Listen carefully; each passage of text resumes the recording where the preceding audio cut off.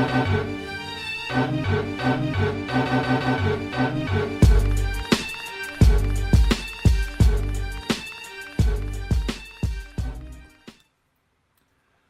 up, and welcome to episode 176 of Throwback Hoops. My name is Rob Clayton, and I'm joined by my brother from another mother, Woody V. What's happening, mate? Man, really looking forward to recording with you today, Robbie. Been a bit under the weather this weekend, but on the mend now, and I'm excited to chop it up with you. Hopefully this will help with your recovery today, so looking Thanks, forward to chopping up with you as always, mate. So just before we get into it, just a reminder, please make sure you like, rate and subscribe on YouTube or wherever you listen to your audios. I think we just hit 15,000 subscribers on YouTube, Wood, so that's nice. A great achievement. Really proud to see that number there, and yeah, it's certainly evolved from when we started this. This is going to be our fourth year, I think, isn't it? Yeah, so no, I really appreciate everyone's support over the journey there. Yeah, we've got a lot to talk about today.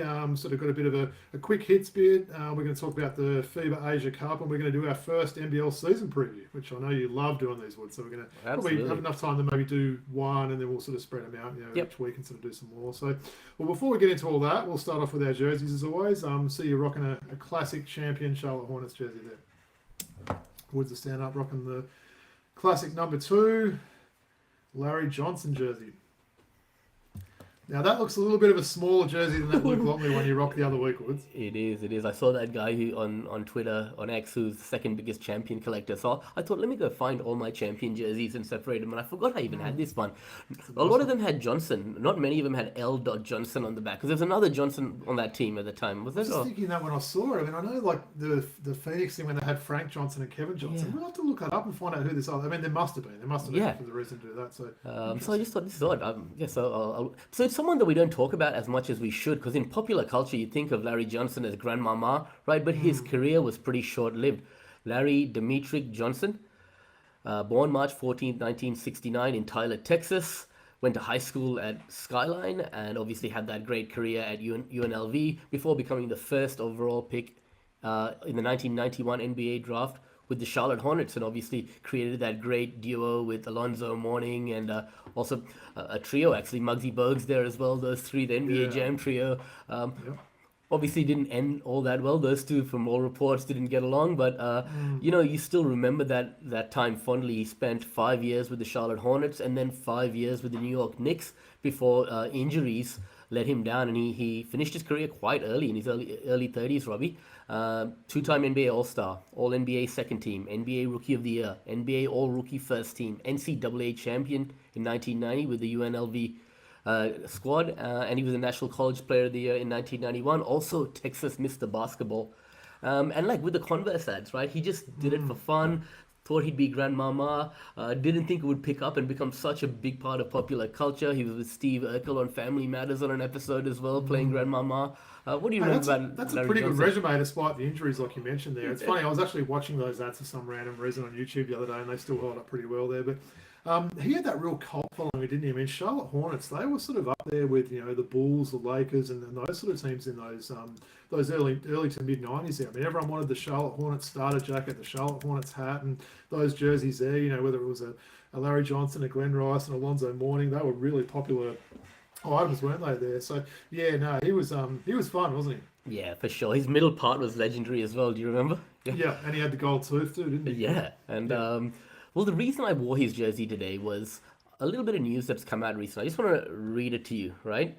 Larry Johnson, Stacey Augmon, Anderson Hunt, Greg Anthony, and the rest of the Runnin' Rebels are getting a documentary on their famed 1990 NCAA championship squad, a team the guy says the greatest ever assembled, right? Obviously, the legendary Jerry Tarkanian coached this team, and we heard about, we all know about the great victory against Duke in 1990, right? It was almost the war of races. They looked at it, right, back then. The preppy schoolboys from Duke, and then the running rebels from UNLV. So this documentary is going to be really interesting, and a lot of us at this age who can remember those times will be looking forward to it. And it's dropping in October, man. So yeah, very much looking forward to watch that. Yeah, I mean, obviously we'll both be looking forward to the Stacey Augmon stuff. Big fans of the Plastic Man there. For those that don't know, Greg Anthony's Cole Anthony's dad. For people that maybe haven't been following the game as long, Greg Anthony was a really solid point guard back in the day, playing with a couple of teams, and quite a tough guy, wasn't he, for in that point guard position? And yeah, Anderson Hunt didn't quite work out in the NBA, did he? But he certainly had a famed college career as well. So no, I'll definitely be watching that one for sure. And the sure to be highly anticipated Doc Robbie will also include commentary from Snoop, Chuck D, Coach K, and others. So I'm looking forward. It's a 4-part series, going to drop late September, early October. Very cool. We'll definitely be watching that one. So let me know when you hear when that one comes out, and I'll do the same if I see it before you, and we'll get into it. Maybe we can do a review on it later on. Absolutely. Sounds good. I like that one, Woods. Love all the old school Charlotte jerseys. What are we talking? A size 44 that one, or is it 40? It's a 40. 40. Wow.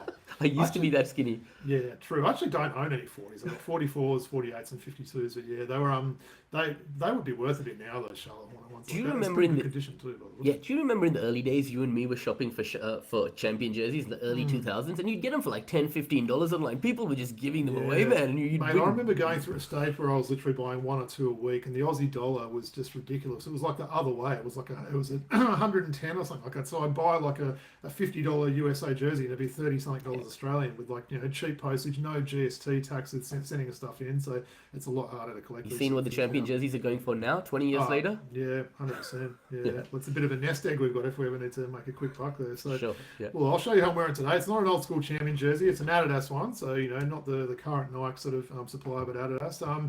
A guy I reckon you like, and someone that never quite worked out totally in the NBA, but maybe his time's not completely done. And for those who can't see, Robbie's wearing the Philadelphia number 8 Jahlil Okafor jersey.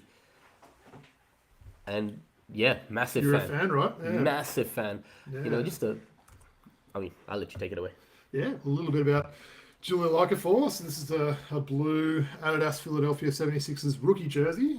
So a little bit on the Nigerian/American center. So played 7 seasons in the NBA after getting drafted out of Duke by the 76ers at pick 3 in the 2015 NBA draft. So crazy to think that was 10 years ago. So that was the draft that my boy Big Cat went number 1. D'Angelo Russell was number 2. 3 for Okafor and 4 for Porzingis. So pretty interesting first 4 there. He played with the 76ers, Nets, Pelicans, and Pistons before he kind of went missing for a while. He had some stints in China, Mexico, Spain, and Puerto Rico. And then actually in February this year, Woods, he signed a 10-day contract with the injury-depleted Pacers at the time where he played 1 game. So he kind of 1 game after not playing for a few years. So yeah, the 6'10 center was also in the G League last year. And then just last month, he actually signed to play with Luvunga Hokkaido in the Japanese B League. So look, at age 29, he's still got aspirations of another shot in the NBA there. Look, he was named to the All-Rookie team in 2016, but unfortunately never quite was able to live up to his draft status and potential that maybe many, including Woody and I, thought that he had there. What were your thoughts on him, Woods, and do you think we could maybe see him get another shot at age 29? It's unlikely. When was he a rookie? 2015, you mentioned? 2015 draft. So that would have been the Brett Brown teams, obviously, right? I think he put up 17 and 8 or 9 in his first season. Yeah, really good stats in his first season.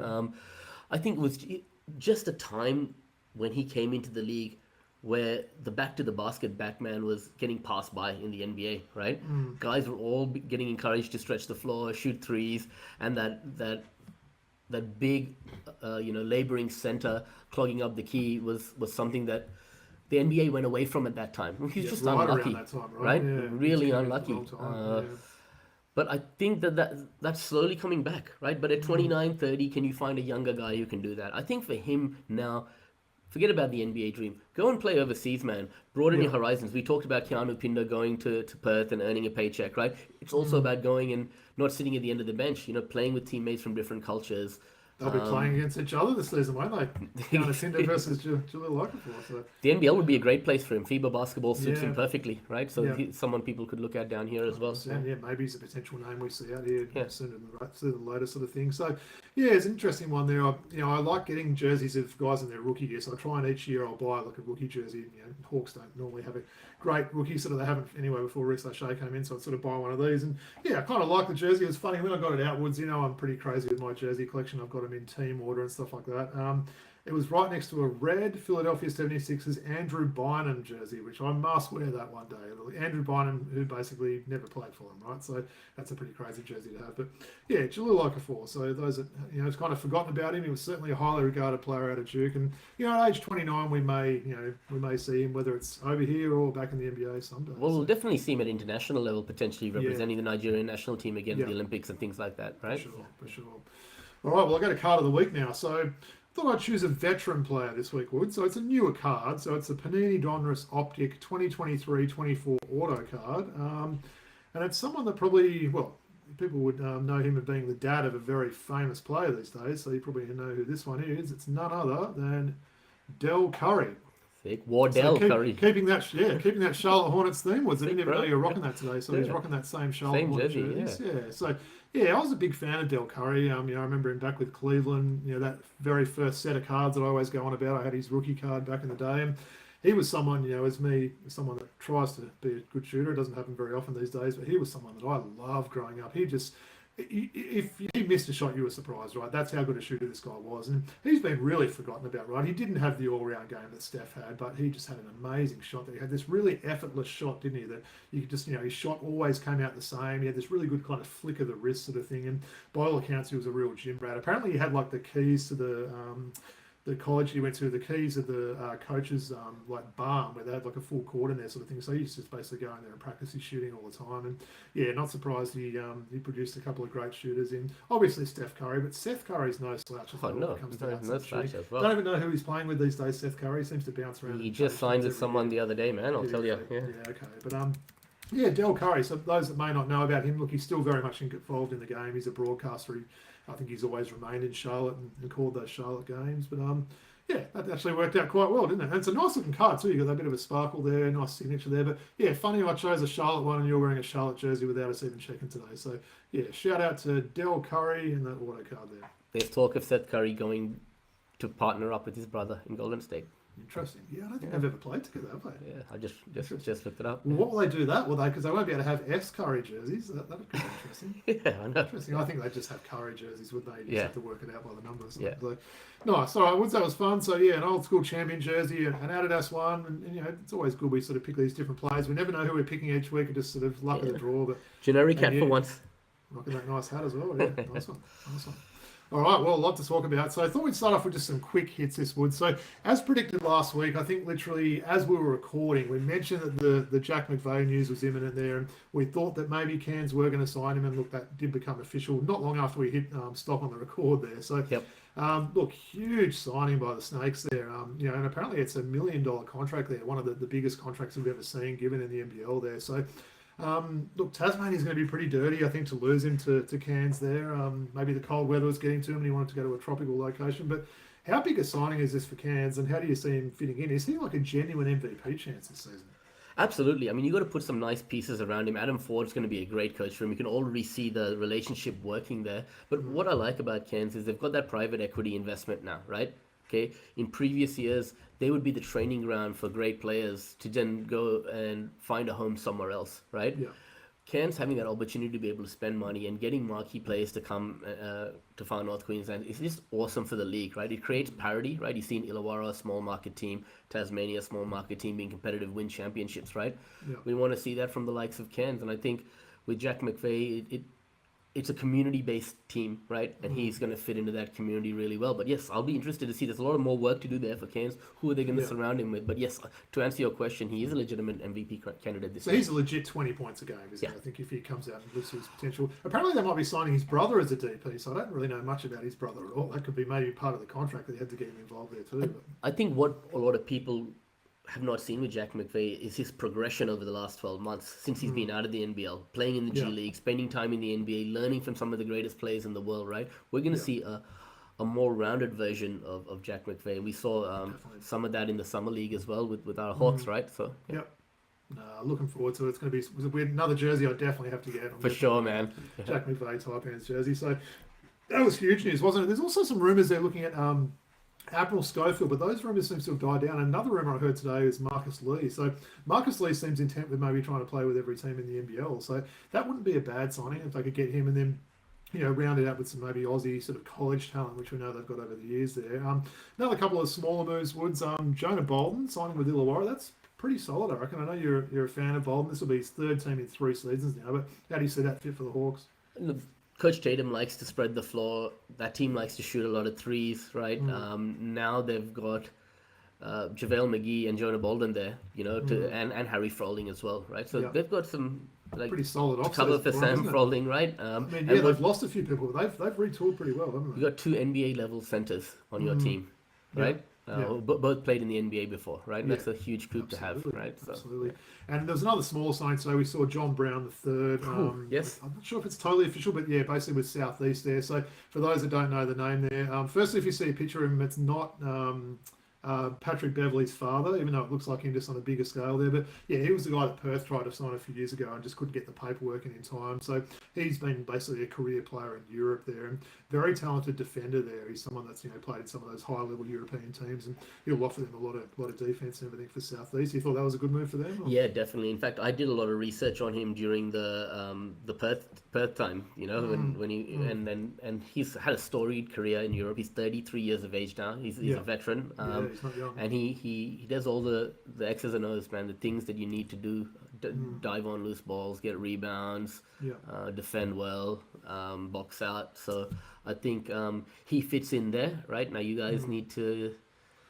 That's it. Yeah, there's not a lot of spots left now. So I know Perth and I think Illawarra are both looking apparently for import point guards. We know Cairns has still got a few spots. You guys have got one. I believe Adelaide's probably set now. We know Brisbane's set, and the teaser we're going to be doing a Brisbane preview today. A lot of these teams are getting pretty close now, right? I know Tasmania signed another report with the name of Tiger, which I thought was amazing. So that headline just writes itself, right? Tasmanian Tiger. That'll be pretty cool to see. What are SEM doing? They've got this guy. They've got the Belgian guy, and one more guy. One more spot as well for them. They had one more guy already signed, didn't they? No, or they were talking to some guy. They had the guy Amari. Yeah, didn't work out there. It didn't work out. It feels like a lot of teams just got that one more roster spot there. But look, they better hurry upwards. The blitz starts in less than 3 weeks now, so it might be that some teams don't even have that roster filled before that. But pretty exciting anyway. Any more NBL stuff? Were you ready for me to go on to some NBA quick hits? No, I'm just thinking that Illawarra Hawks, Tyler Harvey signed.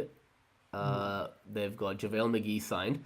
Yeah. Right. They're looking for a guard to come in to replace Trae Young the third. That's a watch this space moment as well, right? So Perth might be fighting over the same sort of player, a higher level point guard there. So it'll be good to see. And great to see the Jack McVeigh news. Look, just quickly before we go on to the NBA stuff, how do you reckon the Jack Jumpers fans are going to be feeling about that? I reckon they're going to be pretty hurt about it, right? Financial decision, right? Seems like it. Definitely. Something must have gone on there that we don't know about, right? Maybe it could just be down to the money. I mean, I think when he got the NBA call up last year, I think the fans were just happy for him because they thought he'd be back. But coming back and sort of still having a contract, getting the buyout there, and then going to Cairns, it's got to maybe rub a few people the wrong way there. But it would be interesting to see what happened behind closed doors there. But can't wait to watch. I'll give you a $2 million check to sign, man. Right? Yeah. You're going to say no to it? Imagine what the parity in pay would have been, right? I think there've been some big contracts given out this offseason as well. JLA, obviously Bryce Cotton, Jack McVeigh now. Sure. There's some big money going around. I hear you. Parker Jackson Cartwright as well. So, all right, Woods, there's a little bit of NBA news, nothing major, but a couple of guys got paid, and I've got paid in capital letters on the run sheet there. So we'll start off with Luka, who seems to be in the news all the time at the moment. So he signed a 3-year, $165 million extension. Pretty good business, I think, for the Lakers, someone at his age and with his potential there, so probably don't need to say much more about that. The other two maybe surprised me a little bit more. So Mikal Bridges with the Knicks, 4-year, $150 million extension. Now, he wasn't great in some of those playoff games. I thought a little bit up and down there. Look, we know the cap's going up and all these sort of things like that, but it seems like a lot of money for him, do you think? Or it's kind of I mean, market? Look, it is a bit of an overpay, but you think about Mikal Bridges, long athletic defender, can guard multiple positions, and only 27 or 28 years of age from memory. So when you talk about a 4-year contract, where's the salary cap going to be in 4 years? Is that going to be a good value contract in 4 years? Maybe, right? This next one did surprise me. So De'Aaron Fox, swipe of the Fox with the Spurs, 4 years, $220 million extension, Woods. Now, I don't know, I feel like the Spurs have got a few players that sort of, play that same position. They've got some guards and everything else like that. We know he's a good player. He's been an all-star. He's had some big games, in his career sort of thing. That just seemed like a lot of money. Again, it could be what the market's paying there, but 4 years, 229. I mean, he's going to be one of the more high-paid players in the league on that contract. Yeah. The thing is, San Antonio went all in to get Fox to pair with Wemby, right? And they like to keep players there for a long period of time, right? Yeah. And if that's what it took to keep him there for 4 years, they don't want to have 1 or 2 years of Fox and then have to about turn and find another point guard to play alongside Wemby. So let's just pay up and keep What some do you think continuity. some of the point guards of yesteryear will think when they see that guys like, Isaiah Thomas and John Stockton and those sort of guys, Kevin Johnson, they must see that contract and like, oh my God, like that's just a huge amount of money for someone that really hasn't achieved Not just whole point guards, any players of that era. That's it. Yeah, true, Any players of that era, right? Another random one, Woods, I saw. Did you see that Boston, who'd got him from the Hawks, Georges Niang, right? So they traded him to Utah with 2 second-round picks for a guy from Utah that wasn't even drafted this year. So essentially they traded Niang, who averaged 9.9 points a game last year, and 2 future second-round picks for a guy that wasn't even drafted this year. So that just shows you how crazy some of these NBA trades and that can be there. So Niang, I don't know whether he's been in Utah before, hasn't he? Whether he stays there or whether they buy him out. He's like Dennis Schroeder last year, and he sort of, he's with about 5 or 6 teams in 1 year. But I thought that was a bit strange. And I guess lastly, a smaller signing in the NBA was, it's probably might not stand out to a lot of people there, but Chris Boucher signed a 1-year deal with Boston there. So he, of course, the Canadian, spent the last 7 years with the Raptors, where he was the last remaining player from that 2019 championship team, which was pretty interesting there. But am I crazy, Woods, or could he actually start for the Celtics? Yeah, I mean, who else is there? Porzingis is gone. Horford is going to the Warriors, right? They've got Luka Garza. I mean, I think you'd start Boucher over here. He can stretch What the about floor Luke as well. Cornett? Is he still around? No, he's San Antonio. No, he's San Antonio, that's right. There. Yeah, So they've got yeah. no other big guys there. So he literally could come into that starting position there. So probably not the marquee center you want, starting for a championship contending team there. But yeah, I just thought that was interesting there. He didn't sign a big contract there. It was just a 1-year deal, I think, on that veteran minimum sort of deal. But he could really come in and help that team, right? Yeah, definitely. I mean, like the guy's got experience, championship pedigree. He's played for the one club for a long time. He's a veteran now, right? Yeah. So Yeah. I'm just trying to look at the center. Yeah, they've got Xavier Tillman still there. Yeah, so that's Nemeas Keita is there. Remember him? Nemeas. Don't know much about him, if I'm being honest. Yeah, Right. nice. Well, that's some quick hits. Hopefully there won't be any sort of moves in the NBA or the NBL literally a minute after we hit the stop button on recording today. But Yep. thought we'd go into some FIBA Asia Cup next week. So at the time of recording, so we should say it's Monday, the 11th of August, the Boomers have completed their 3 pool games. Probably no real surprise. They did win all 3 games there. I'll just quickly go through those. So Game 1, the Boomers beat South Korea 97-61, so 36-point win. McVeigh had 20, Jaylin Galloway 12, Dave O'Hickey and Cooks had 10. In Game 2, which I've got to say I didn't watch a whole lot of it. It wasn't the best time. I've seen some highlights, but the Boomers beat Lebanon 93-80, so a 13-point win. Jaylin Galloway 18, Rain Smith 18, and McVeigh 11.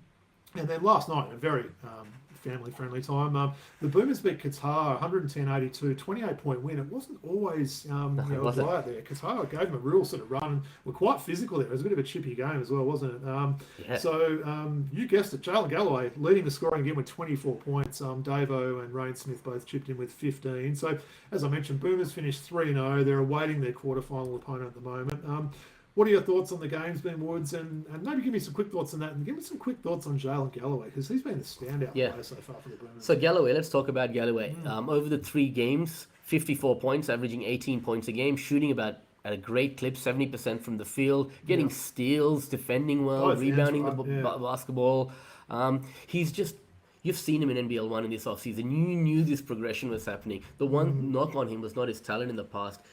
What's going on between the years. His ability to make the correct decisions on the basketball floor. And I saw in the NBL 1 him progressing. That last year with him being injured, not being able to play, made him hungry. And we're seeing him mature as a player, making better decisions, right? And I think if that can translate to club level with the Kings this year, it's going to be great. Are you worried he might not be at the Kings this year, Woods? Yeah, there's a lot of teams that have still got 2-way spots there. I mean, you could do worse than taking a punt on this guy. He's still really young. He's improved. I think that's the key point that we mentioned there. Is he went over, it didn't quite work out when he was at the Bucks G League team there, but he's really improved. He's put in the hard work in the NBL 1, which is, why don't more players do like this, right? They can work on their game, work on their craft, and it looks like he's enjoying his game, and just a real 2-way player. So I've been super impressed with him in this tournament. Me too. And I think, look, he would probably need to do a little bit more to get that opportunity. So come and play for the Kings, show something in a professional environment, and then to get that opportunity. Man, bit chippy yesterday, you mentioned, right? Brandon Goodwin getting into it with Davo Hickey, right? Yeah. And Yeah. Qatar were playing with some bite yesterday, They right? were. Like, I mean, people are expecting that they might have made it through to the next round, and they're not going to now. They went 0-3, I believe, right? yeah, Lebanon yeah. and South Korea will sort of get through. But yeah, look, they made them work for that game there. And look, you're going to get games like that. And, look, the 3 winning margins were, what did I say? So 36, 13, and 28. So Lebanon, not surprisingly, they're the team that made the final against us last year, gave us the best run there. Look, we can't really say too much more because we don't know who that quarterfinal opponent's going to be. Look, it's not going to be New Zealand. They're not going to be paired up with another 3-0 team. New Zealand have looked pretty impressive there. I know Flynn Cameron had, I think, 28 points in that last game. Yep, They had a couple of big wins as well there. Japan's been a little bit more shaky than what I was maybe expecting there. I think Philippines are pretty decent. They're maybe a team that could potentially make it through to a semis there. And I guess we'll just see who the other team's going to be. Is it a team like China? Not sure. But yeah, so you're enjoying the tournament, mate? Enjoying the tournament. I mean, the crowds have been terrible. There's hardly anyone watching these games, right? Like, might as well put it in a place where the game's gonna be expanded, and I was going to ask you about that, Wood. So do you think the 2 people at the game last night enjoyed it, or?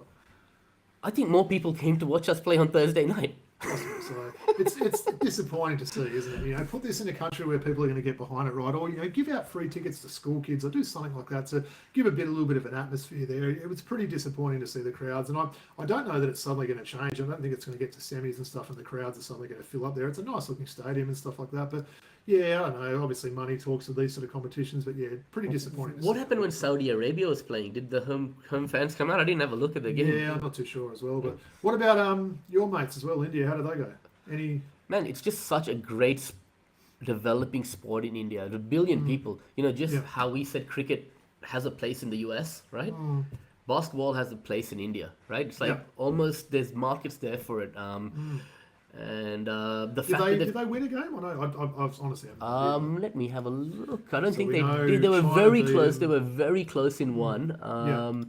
Yeah, they've lost all their games, but they were really close to beating Jordan. Man, that was such a close game. That went to overtime. That game, right? Yeah. But in Chennai, where I'm born, right?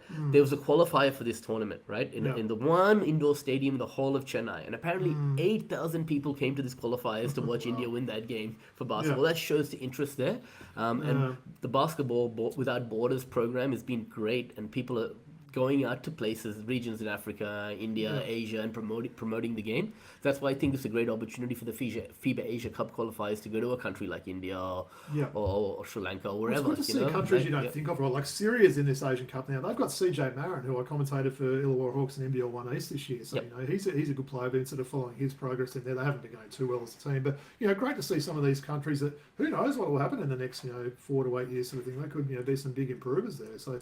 I'm enjoying it. I'm looking forward to the next game and find out who that opponent is. And look, it seems inevitable it's going to be Australia versus New Zealand. Hopefully that will end up being the final there, unless they. I mean, last time it was Lebanon who made the finals. Yeah, that's right? it. That's it. So hopefully it's Australia, New Zealand, and we get the medal there. So.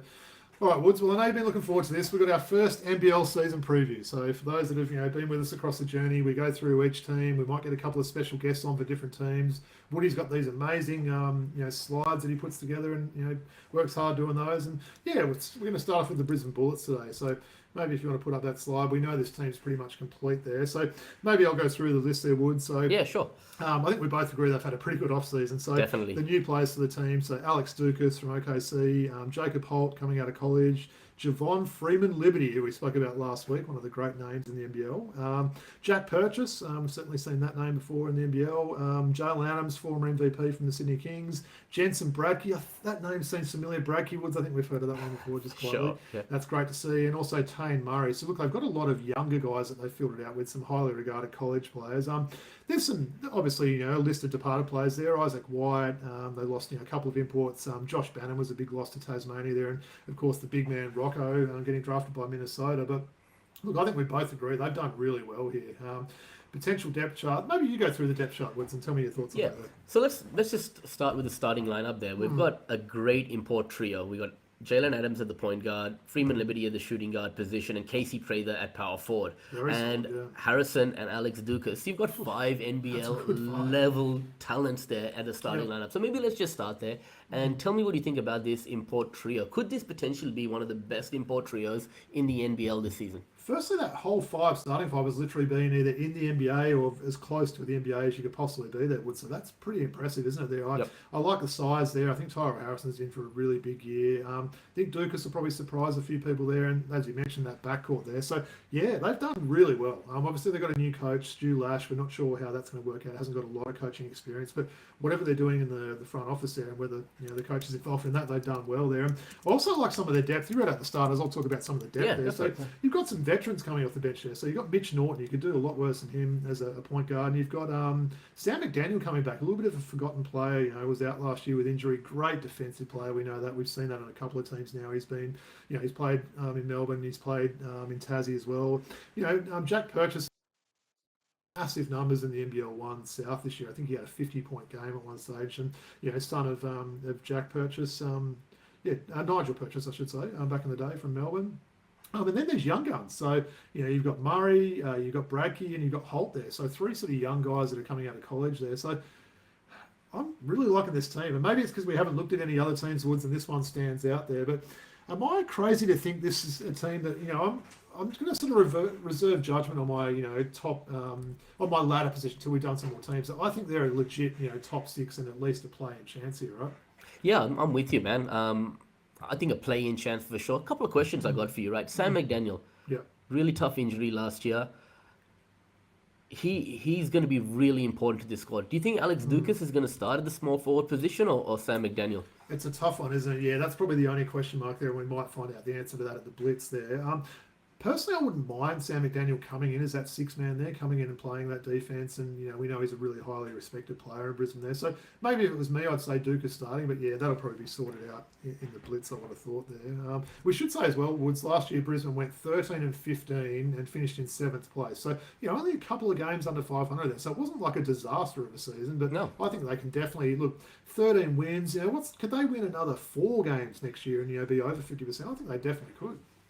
It's possible. The coach, Stu Lash, that's a big question mark. We've talked about it in the past. Schuler did a good job last year, right? An inexperienced coach comes in.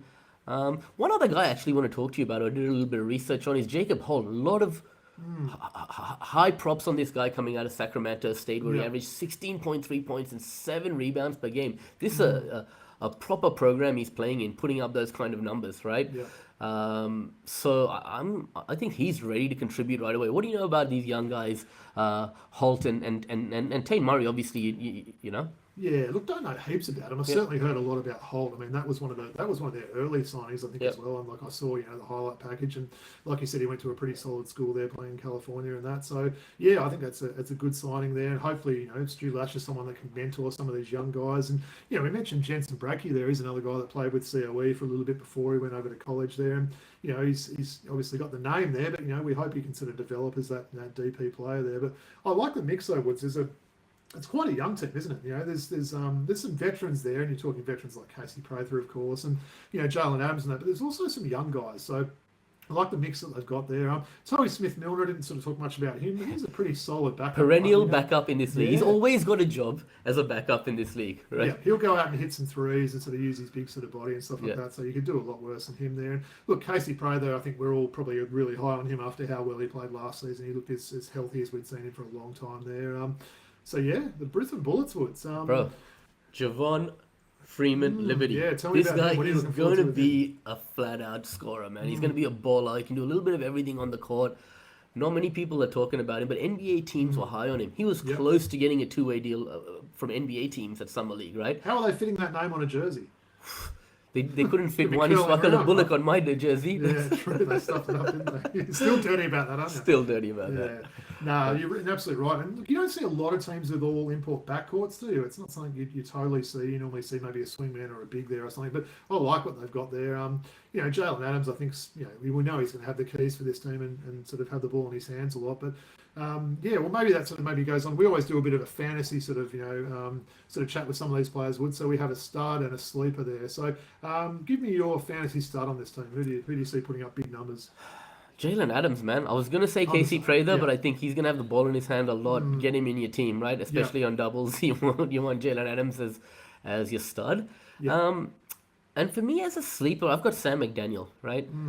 Who knows what he's going to do? He's probably going to come in at that decent price, you know. Yeah.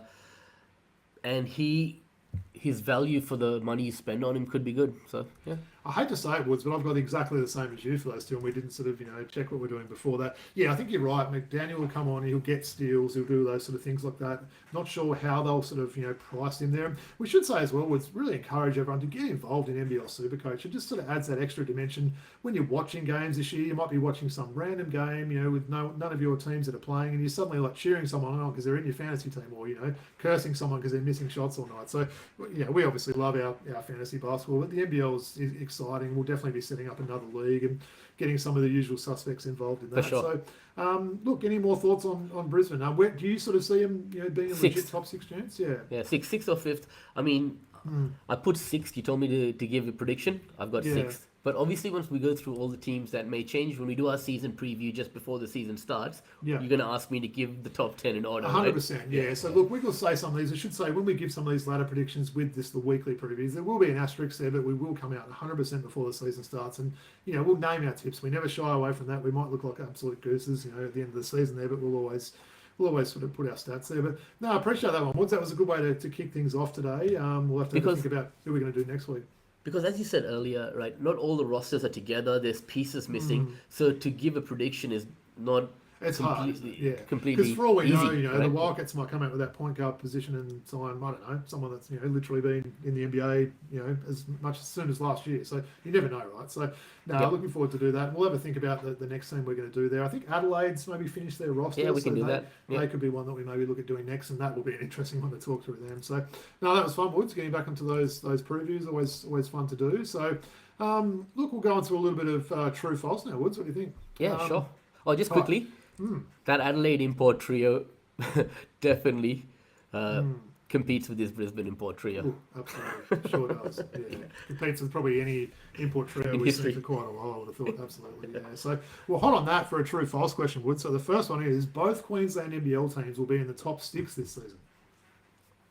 I'm gonna have to say false. Like we don't know what Cairns has done outside of Jack McVeigh, right? Yeah. Actually, while we're on that, Woods, I mentioned his name briefly just as a scorer there, but what's your thoughts on Ryan Smith being on these 3 games? He's pretty impressive, isn't he? Yeah, him and Wessels, man. Both these guys have really impressed, and the fact that they've got given meaningful minutes has been awesome experience for them. Ryan Smith can shoot the rock, can't he? That Absolutely. beautiful left-hand stroke. I mean, he could legit start for Cairns, or at the very least be like a first guy off the bench there. But I think he's going to have he's probably, early run. We're not going to say rookie of the year because who knows? Isn't, Samson Froling normally in contention for that each year, or someone that's been playing about 8 years? But in terms of a young player, he's certainly someone to watch in Ryan Smith there, right? So, they got 2 snipers now, one right-handed, one left-handed, right? True. Antonio as well, right? Yeah. All right, and I should say as well, Woods, we didn't put it on the run sheet this week because we had a lot on, but I will come and talk some NBL 1. So a lot of conferences have got their grand final or their semi-finals this week. So looking forward to watch the 2 grand finals. And I'll mention the NBL 1 Ace because it's the comp that I cover there. So in the men's there, we've got Canberra taking on Illawarra. So that's going to be pretty exciting, right? So Canberra's there every year. Illawarra's got Todd Blanchard, who was named MVP. So that could go either way, that one. And in the girls, we've got COE making the final there. It's their first sort of women's final there. Satya Fagan just killing it. They're going up against the juggernaut that's Manly there. So they, COE knocked out Norths there. So it was funny, Renee Garlop coaching Norths against the team, basically she coached in that under-19s recently there. So looking forward to those. If I had to make a prediction, I'll probably keep it safe and say Canberra and Manly, but I think they could go either way, and it's out at Penrith this weekend, so I'll certainly be watching those.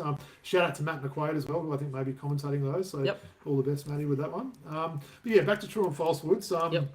This one's a big one for us, and it maybe is a little bit concerning, some of the stuff I'm hearing out of Atlanta, but true or false, Atlanta has made a mistake not locking up Trae Young to a contract extension. True.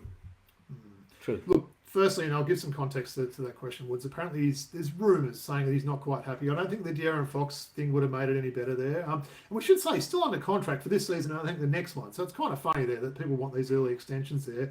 I feel like the Hawks have got a new GM this year. I think he's almost saying, look, show us you're healthy. Trae had a few slight sort of niggles last year. Show us you're healthy and actually get us into the playoffs there. Get us into a round 2 or further than that, and then we'll give you the money there. So you don't want him going in unhappy, but also don't mind it coming in. He's got that extra motivation there that he could, earn a few extra bucks at the big year. And Robbie, no excuses anymore, right? Porzingis is there, right? You've got all these great pieces, Alexander Walker, coming to join this core. It's a 50-plus win team, this Atlanta team. Oof, big call. Yeah? I don't know about 50. Look, I'd love to see him get it. I'm going to call it now, 50 wins. Considering they're 41-41 in pretty much every season. 50 wins. A 9-game improvement. I'd love to see it. I hope that does happen. I was thinking as well, man, while we're on Atlanta, can we talk about it? We talked about Porzingis and his questionable history, or Kongu. There's another center we need. We need to get another big man there. Just look at McVeigh, yeah, but I think they like him, yeah. I would like another center. All right, so true or falsehoods? Mohamed Gay is not going to be part of the Hawks rotation this year, and they need another center. True.